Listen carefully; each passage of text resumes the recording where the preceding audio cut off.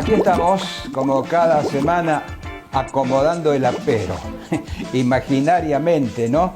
La misma imaginación tenemos que usted nos está esperando, por eso iniciamos otro viaje por el campo y arrancamos con la bienvenida, que es musical, y así suena la de hoy.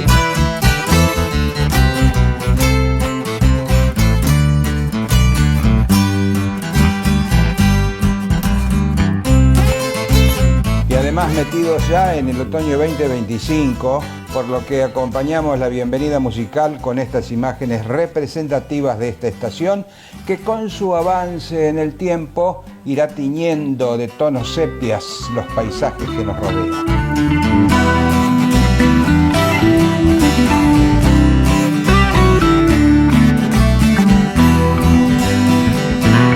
Y en este viaje de principios de otoño, vamos a comenzar con un ciclo que hemos pensado para celebrar el camino hacia nuestros 28 años que se cumplen hacia mediados de mayo próximo.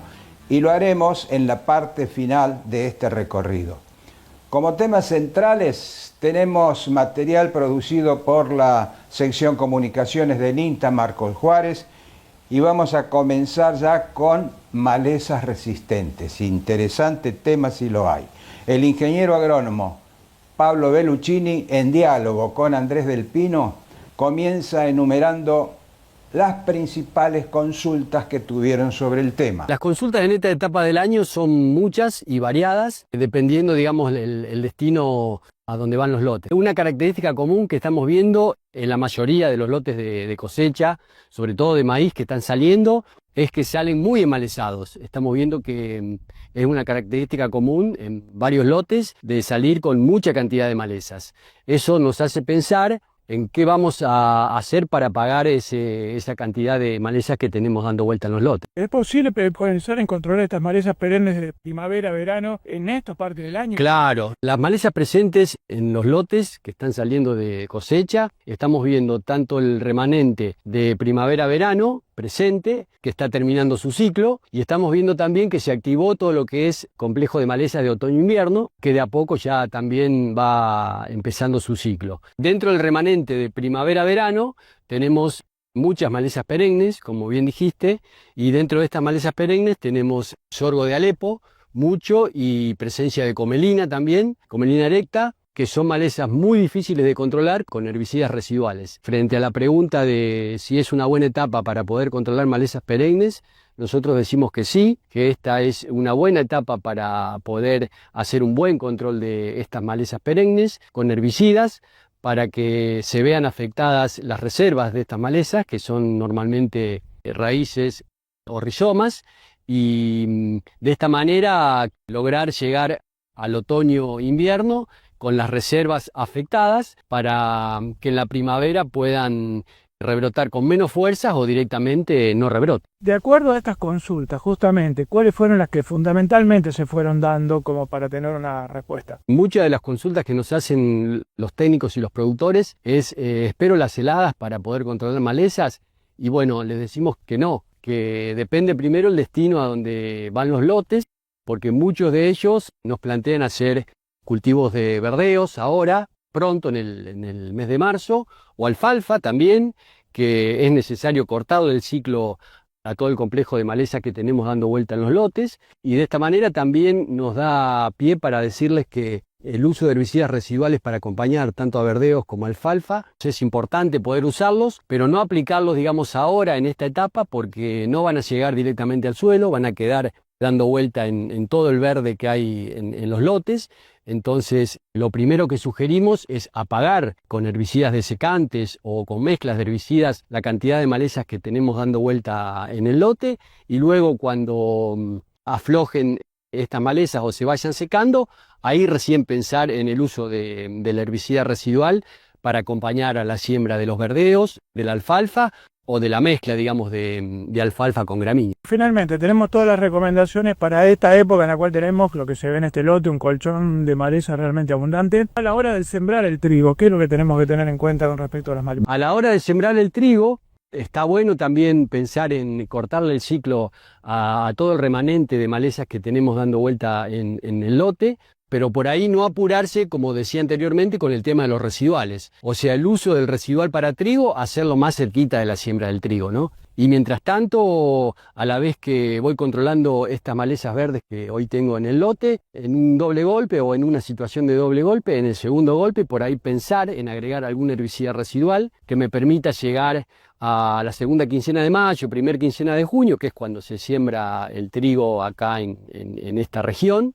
Y en esa etapa, recién ahí, poder agregar un herbicida residual para que me acompañe el cultivo de trigo, teniendo en cuenta también que hoy por hoy la comunidad de malezas que tenemos en el cultivo de trigo, y lo vamos a tratar en la jornada de trigo también, ya es diferente. Hay malezas que se vienen sumando, distintas a las que teníamos normalmente, que estábamos acostumbrados, pero tenemos todo el complejo de crucíferas, que vemos que cada vez aumenta, digamos, más su presencia en los lotes, y todo el tema de raíz resistente que también se nos vienen sumando, y para eso hay que tener en cuenta mezcla de herbicidas residuales para poder controlar ese complejo de malezas diferente al que estábamos acostumbrados, ¿no? Profuso repaso de la problemática de malezas resistentes nos dejó el ingeniero Pablo Belluccini, de que rescatamos, como cerrando este informe, un par de conceptos. Es un buen momento esta parte del año para controlar malezas resistentes con herbicidas, atacando las reservas, es decir, sus raíces, y de esta forma llegar al comienzo del otoño o invierno pleno con estas reservas afectadas, y que en primavera su aparición se vea menguada. También recomendó especialmente no esperar las heladas para controlar malezas. Cerramos aquí este primer tramo. En el segundo estaremos hablando de la sanidad del cultivo de maíz, que en este momento se está sacando de los lotes. Y nos vamos metiendo en el recorrido del segundo tramo al ritmo de esta melodía musical que suena sobre imágenes que nos recuerdan que comenzó el otoño. Segundo tramo en el que vamos a encontrar un detallado informe de la sanidad del maíz, que ya comenzó a mostrar algunos rendimientos. Tenemos reportes que vienen del sur de nuestra provincia de Córdoba, que aunque afectados por las altas temperaturas en su arranque, están rindiendo unos 7.000 kilos por hectárea. Y lotes que están sacando con un 24% de humedad alcanzan los 8.000 kilos. Pero lo importante es saber con qué sanidad están llegando a la cosecha. El ingeniero agrónomo Enrique Alberione, fitopatólogo de la experimental INTA Marcos Juárez, nos deja un detallado repaso, como decíamos, de lo que encontraron recorriendo la red de evaluación de híbridos de maíz. Este año, como otras campañas, aprovechando las ventajas y la posibilidad que nosotros tenemos desde INTA de evaluar híbridos comerciales de maíz, recorrimos toda la red de híbridos que el INTA Marcos Juárez dispone en distintos ambientes. Esta red nace hace aproximadamente 5 años atrás, y el espíritu de la red justamente es poner en condiciones distintas a cada uno del set de híbridos que se evalúan, para lo cual se hacen ensayos en fechas de siembra temprano y ensayos de fechas de siembra tardía. Por supuesto, en nuestra región, lo que es área de influencia de Marcos Juárez, están los ensayos de fecha de siembra temprana, y por ejemplo, el área de influencia de la Boulage, ahí se concentran los ensayos de fecha de siembra tardía. Este año hubo 14 ambientes de evaluación, 14 ensayos sembrados en San Marcos,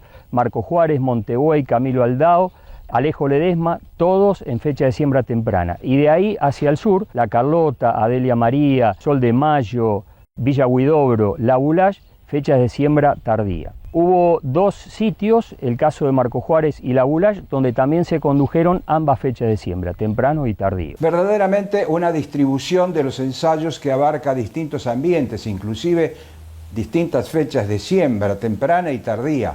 Ahora Alberione repasa y analiza específicamente los que vieron en esa recorrida por todos los ensayos. La recorrida dejó, como toda campaña lo deja, conocimiento sobre las enfermedades que están afectando actualmente al maíz. Fundamentalmente, presencia de enfermedades foliares. El caso de roya común del maíz, Puccinia sorghi, es una enfermedad que la vimos en alta prevalencia tanto en los ensayos de fecha de siembra temprana como en los ensayos de siembra tardía en todos los híbridos. Es decir, entre aproximadamente el 90 y el 100% de los materiales tuvieron presencia de roya común. Hay que aclarar que la severidad es muy baja, las incidencias son altas, es decir, vemos presencia de la enfermedad en todas las hojas, pero con severidades muy bajas en general. Otra de las enfermedades que afectan al maíz es el tizón foliar, Xeroilum tursicum en el nombre científico. Esta enfermedad no la vimos tan expresada este año, sí por ejemplo en fechas de siembra tardía, que es donde encuentra mejor condición ambiental.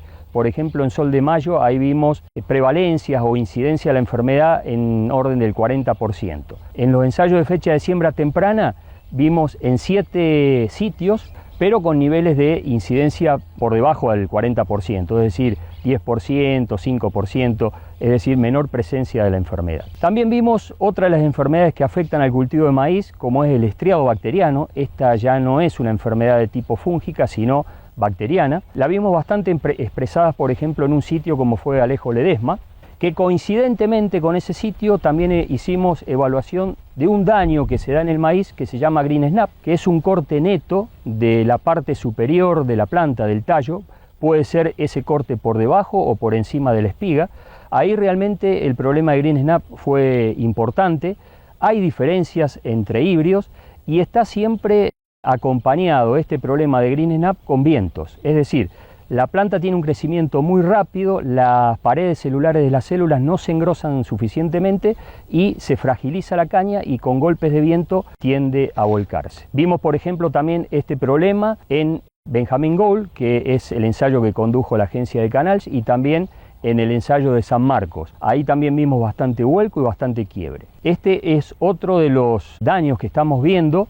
En estas últimas campañas se está acrecentando el problema de vuelco y el problema de quiebre, en gran medida asociado con presencia de patógenos en la caña. El Laboratorio de Patología de Marcos Juárez está atento a eso y de hecho estamos haciendo diagnóstico de esas enfermedades. Considero que es una problemática importante. El año pasado, por ejemplo, en Alejo Ledesma hubo mucho daño de vuelco y verdaderamente salió buena información del comportamiento que tuvieron allí los híbridos. En general, este es una síntesis de todo lo que dejó esta campaña en cuanto a lo sanitario. Verdaderamente lo aprovechamos porque además de todo lo que tiene que ver con el rinde de los materiales, ese rinde está explicado en gran medida por todas las patologías y por todos los daños que se van sucediendo campaña tras campaña. Gran presencia de roya común, mucha presencia pero poca severidad, dijo Alberione. También observó tizón foliar, más en fechas de siembra tardía.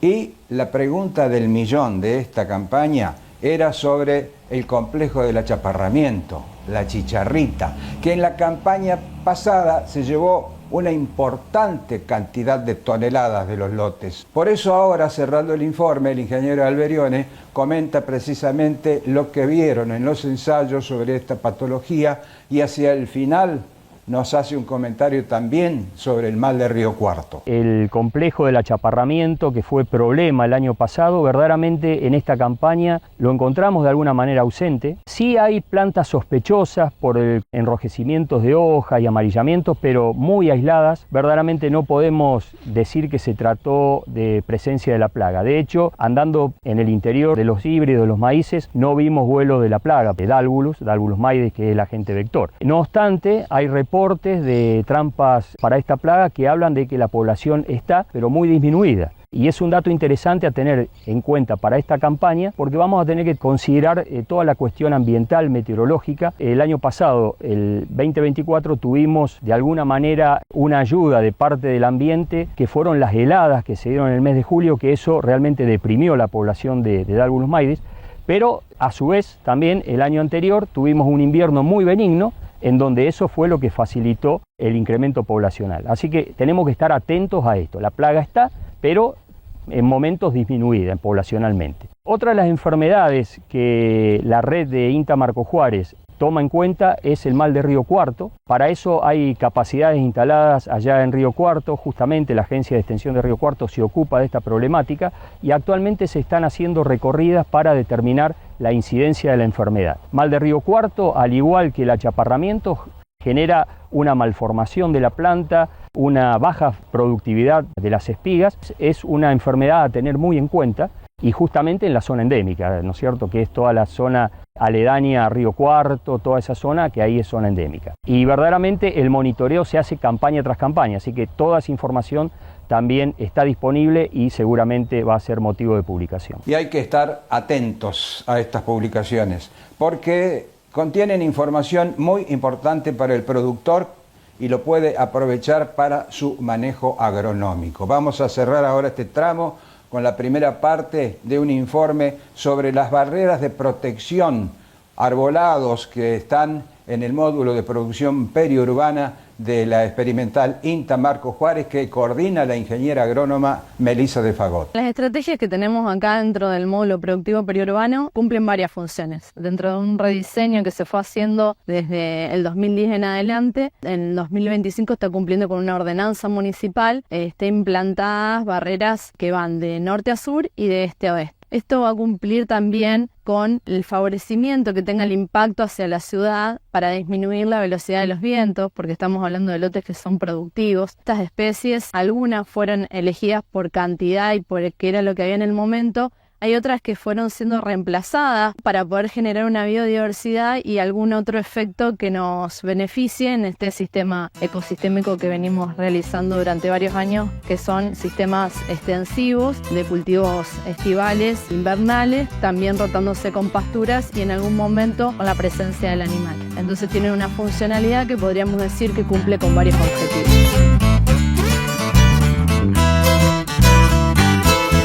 Tercer y último tramo de este viaje por el campo. Retomamos aquí el informe sobre las características de las barreras de protección implantadas en el módulo de producción periurbana en la experimental INTA Marco Juárez. La ingeniera agrónoma Melissa de Fagot comenta ahora sobre las especies que allí se implantaron. Las especies que nosotros encontramos hoy dentro del periurbano son autóctonas de nuestra región y algunas que no nos benefician pueden llegar a ser el eucalipto. Tenemos otras como son la casuarina, el fresno y el algarrobo, dando un desempeño muy interesante en cuanto al volumen de árbol que brinda, la sombra y toda la estrategia que marcamos anteriormente con esta cortina para viento, ya que tenemos muy pegado a nosotros la localidad, a nuestros vecinos. Otras especies que encontramos, pero más en la zona norte del periurbano, el sauce, líneas puras de algarrobo y espinillo, que son muy fuertes en esta zona puntualmente, y de fresnos. Son lotes que se encuentran en zonas bajas y esto nos da la ventaja de poder tener especies que se adapten a esos terrenos. Entonces el productor que se encuentre con una disposición de tener que forestar sus lotes va a poder elegir las especies que se encuentren más adecuadas. Estamos hablando de hoy de 40 hectáreas productivas, dentro de las cuales 3,5 hectáreas se encuentran afectadas de alguna manera por esta forestación. El diseño de plantaciones en 3 líneas de planta, buscando siempre que la altura genere esta contemplación en cuanto a los vientos y el impacto del mismo hacia la ciudad, pero a la vez nos genere también diferentes estadios de las plantas con la floración para los polinizadores y los especies benéficos que nosotros consideramos dentro de nuestro sistema productivo. No nos olvidemos que los árboles también generan hojas, generan flores y generan un espacio de microclima que es apto para el estudio que nosotros hacemos dentro de nuestra experimentación. Los beneficios de elegir especies autóctonas, especies conocidas como las que nombré anteriormente, incluyendo algo que no es nativo dentro de nuestra región, pero que estamos incorporando por la facilidad de mantenimiento, que es el aguaribay, es saber que son especies que se adaptan a esta zona, que cumplen una función no solo de barrera, sino también en los años que fueron llovedores, donde hubo presencia de napa en superficie, donde estuvieron los lotes anegados durante mucho tiempo, estas especies se adaptaron cumpliendo esta función de esponja para el suelo y poder de alguna manera favorecernos en esas épocas bastante complicadas para los productores. Más allá de estas utilidades hay una cuestión que tiene que ver con la regulación de esto, ¿no es cierto? Y las disposiciones, sobre todo a nivel provincial, para espacios periurbanos, pero también para lotes de producción, digamos, a nivel rural en general. Sí, la ley agroforestal de la provincia de Córdoba marcó un paso muy importante para los productores. Creo que en esta zona núcleo de la región pampeana nos encontramos encontramos con muchas hectáreas sin árboles y el árbol cumple una función muy necesaria. Más si estamos hablando de zonas periurbanas, donde estamos tan cerca de los vecinos de la localidad que formamos parte, y por qué no también pensar en los sistemas mixtos donde el animal necesita de la sombra para poder llevar adelante su producción de carne sin ningún tipo de estrés. Este cuidado animal que nosotros hablamos tiene que ver con lo natural, y si agregamos aún más los beneficios de saber en qué momento nuestros lotes tienen floración, los diferentes periodos, los cultivos con los que manejamos, los árboles que implantamos, con los beneficios que nos proveen cada uno de ellos, son un beneficio sumamente importante, y creo que la ley agroforestal busca eso, rediseñar nuestros lotes productivos beneficiando no solo al productor, sino a la comunidad en sí misma. Imaginémonos a alguien que ve esta nota y que está interesado en la cuestión del arbolado, pero del arbolado urbano. Este tipo de especies utilizadas pueden ser trasladados a la necesidad de una vereda, de un patio, de un espacio urbano propio. Es sumamente importante conocer cómo los municipios dentro de la provincia de Córdoba empezaron a tener un compromiso fuerte con el ordenamiento territorial. Y cuando hablamos de ordenamiento territorial, el árbol forma parte, porque cuando se empiezan a abrir barrios nuevos o calles, hay árboles que vienen ya implantados de hace muchísimo tiempo, hay otros que tienen que ser cambiados, y creo que conocer las especies, designar qué especie tiene que estar dentro de cada barrio en la localidad, cumple una función y es sumamente importante. Nosotros, si bien no contemplamos la especie puntual para la zona urbana, sí sabemos que el fresno, la famosa llamada pezuña de vaca y algunas otras especies están funcionando sumamente bien para estos espacios, generando sombra,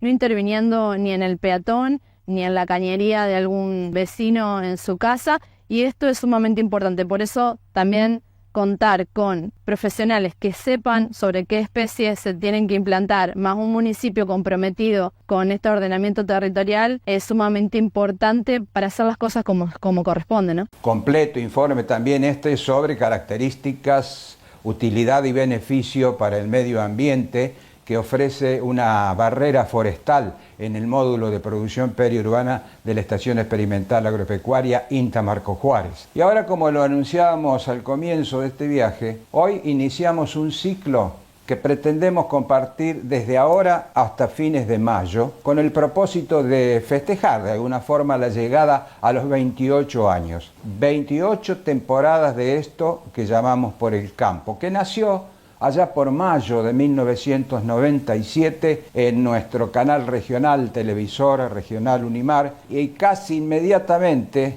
llegó a la pantalla también de Canal Rural. Y gracias a la aceptación de los televidentes, a la predisposición de los entrevistados, aquí estamos, tratando siempre de mostrar la producción agropecuaria argentina con algunas intervenciones en turismo, historias de vida, industrias, emprendedores, artesanos, cultura, entre otros temas que pueden despertar interés. Y además tratar de entretener, cosa que hacemos con la música y con los paisajes argentinos, lugares por los que en algún momento hemos andado. Sencillamente este espacio será para recordar de forma muy sintética momentos compartidos, los que iremos difundiendo al final de cada viaje semanal. Y vamos a comenzar con esto, que hicimos en La Cumbre, Sierras de Córdoba, allá por febrero de 2006, es decir, hace 19 años ya. Lo compartimos. Marisa, en el mismo campo donde está toda la lavanda, en plena cosecha de esta temporada 2006, nos cuenta un poco del manejo y todo lo que llevan adelante con esta producción de lavanda en la zona de La Cumbre, en las sierras cordobesas. Esta empresa nace hace alrededor de 26 años, con mi marido, que recién estaba recibido. Quería iniciarse en lo que era algo de aromáticas. Fuimos al INTA de Castelar en Buenos Aires y ellos nos asesoraron mucho sobre qué plantas se podían poner en esta zona. Optamos por la lavanda. Tenemos 6 hectáreas. Si bien es una superficie pequeña, se hace mucha tarea en forma manual, que es como tener un gran jardín, prácticamente se hace todo a mano, menos lo que es la recolección de la flor, que hay una máquina que pasa por arriba y la corta. pero todo lo demás, lo que es el manejo de la maleza, o sea, hay máquinas, pero siempre una persona que la está manejando. Y con este recuerdo de momentos compartidos, celebrando nuestros 28 años por el campo, llegamos a la meta. Solo nos resta ver la frase que encontramos en la tranquera de salida. La de hoy pertenece al escritor uruguayo Mario Benedetti y que justamente se refiere al tiempo que pasa, el tiempo que se nos va, que queda atrás. Dice Benedetti, 5 minutos bastan para soñar toda una vida. Así de relativo es el tiempo. Realmente ha sido un gusto para mí, espero que para ustedes también. Si Dios quiere, nos vemos en la próxima. Chao.